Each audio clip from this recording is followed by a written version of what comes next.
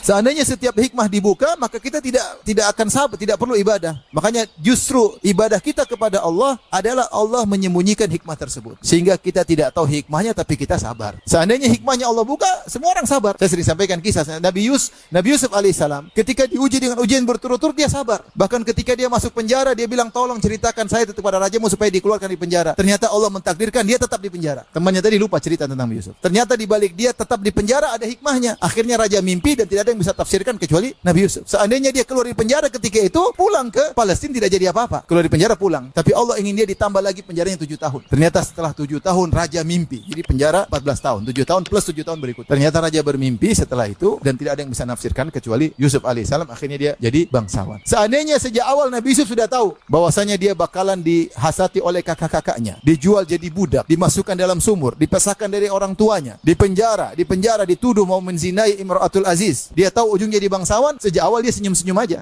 Dan tidak ada ibadah di balik itu. Iya enggak? Oh, enggak apa-apa, jual aja enggak ada masalah. Karena ini jalan menuju jadi apa? Tapi kapan dia tahu? Setelah terjadi. Baru dia pikir, oh benar.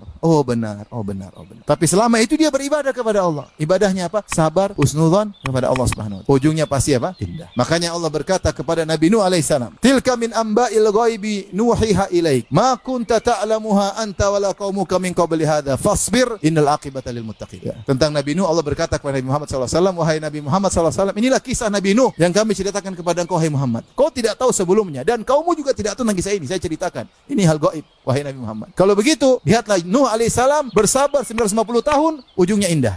Karenanya fasbir, sabarlah engkau Muhammad. Innal aqibata lil muttaqin. Sungguhnya kesudahan yang baik bagi orang yang bertakwa, orang yang bersabar.